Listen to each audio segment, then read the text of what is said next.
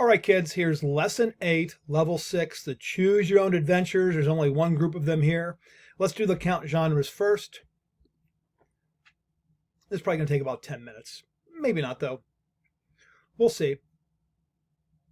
So I've got my, this is my survey runner. This is where all the magic happens. I get that. So I'm going to have to call some sort of a prompt user and some count streaming method and print the results. Cool. I think I'm in the music survey method. It looks like I'm going to finish up this count streaming method. And then I'm going to create this prompt user method. So I'll be using the scanner class. Not a big deal. I can handle all of that. Let's talk about how the structure of the music class. So the music class takes one private instance variable, and it's called responses, and that is an array, and the elements in the array are respondents.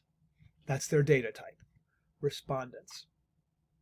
Respondents have two attributes, an age and a streaming service. So if you can imagine an array that has elements like boxes, and inside each box is an age and a streaming service.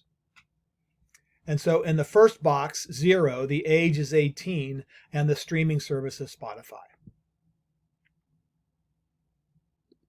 So that's how the respondent is made. Now, there's a getAge method and the getStreaming method. I'm probably going to have to use that getStreaming on my guesses. I will not need to use anything else, though. But in the music survey, so we need to build this. We need to build that responses array. And so this is the constructor, and this is how we build it. So in the constructor, a music survey constructor, we pass it an age file, and we pass it a streaming file. And what we do is we run this method on them, and that method returns this value, an array that we set equal to responses. So the array will have a whole bunch of respondents in it. And so here's how we build that array. We have this create responses method. Oh my gosh, did not mean to do that. So we have this create respondents method. We pass it the age file and the streaming file, and we turn the age file into an integer array, and we turn the streaming file into a string array, and then we create this temporary array whose length is the same as the age file and streaming file, and it is going to contain respondents. That's all that will be in it are the respondents. So in other words, each element in this array is going to contain an age and a streaming service. So what I do is I go through this empty array, and starting at index 0, I enter a new respondent object with the first age in the list and the first streaming service in the list. So the first respondent will have an age of 18 and a streaming service of Spotify. And I do that until I go through all of the elements in the list and I return that temporary array. So that's not a big deal. Well, it is a big deal because your novice is still with this, but as you see this number of times, we've seen it's been in a bunch of these different choose your own adventures. So I'm sure you're getting used to this now. So let's do our count streaming service. So whenever I'm doing a count, I want to create like an initialized variable. So this is going to be an int counts equals 0. And let's do an enhanced for loop.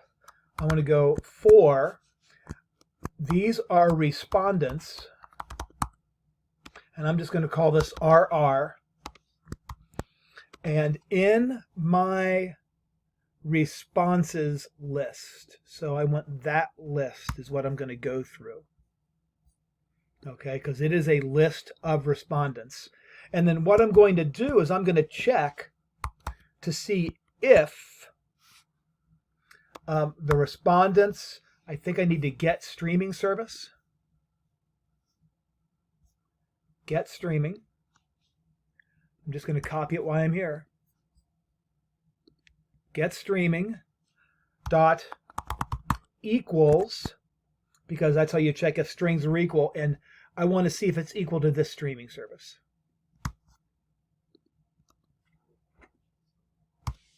And then I just want to return,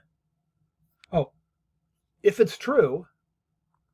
So I don't want to do that. I want to put curly braces in there. If it's true, I want to take my new count and make it equal to my old count plus 1. And then I want to return the count.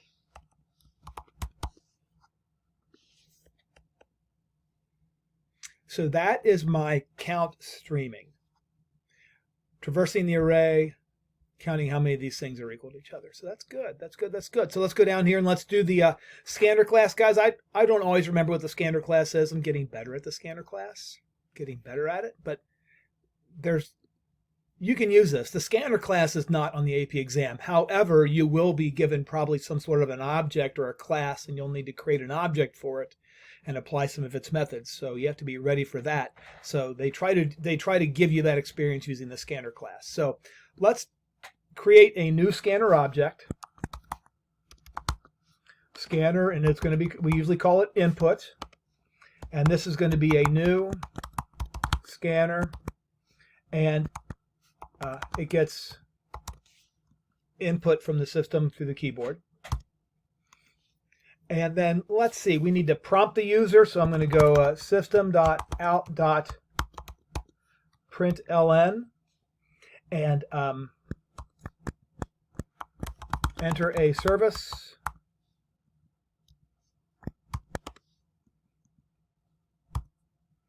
And then I am going to set that, that's going to be a string, and I will call that my choice, and that is going to be whatever the input is on the next line.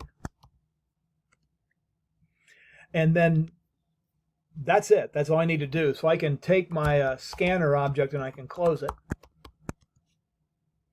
And then I can return, I think my return's down here. I'm going to return whatever my choice is.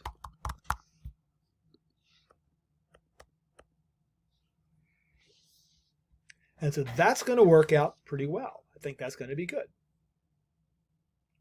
So let's go to the survey runner and do what we have to do in the survey runner. So we need to prompt the user, and we need to count the streaming server. So when I prompt the user, I just did that. When I prompt the user, it returns a string. And so I'm going to need to kind of make a variable for this to be in. So the variable is going to be a string. And I'll call this my choice equals, and we are taking the responses, and I'm going to prompt, if I spelled prompt correctly, user. There's that. And then I'm going to print out the count of the streaming service. So I'm going to go system.out.println, and I'm going to take the responses,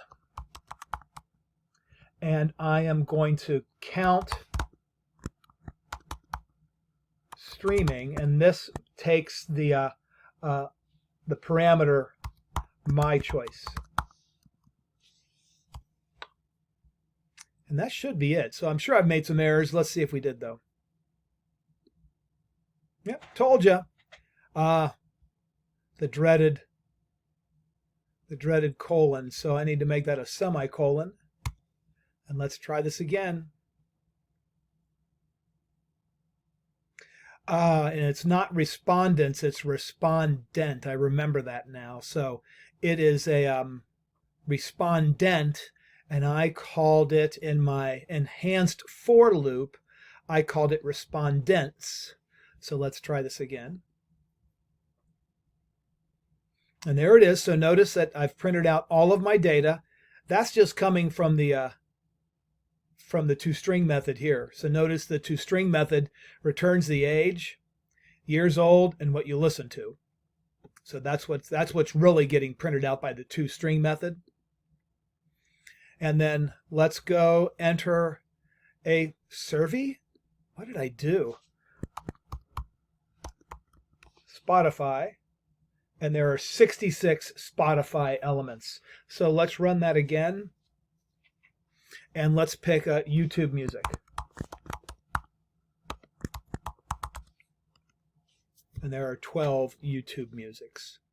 So there is a suggestion how you could keep prompting the user. This is not a bad idea. If you want to give this a try, I'm not going to mess with this, but if you want to try to implement this algorithm to help you prompt the user, in other words, you want to keep the scanner object open and keep looping through the prompt as long as the user wants to keep entering a prompt. So follow that. Give that a try. There's a lot of moving pieces here, but again, these are the kinds of things you'll be expected to do on the AP exam, especially on the free response question, but you will be more than ready.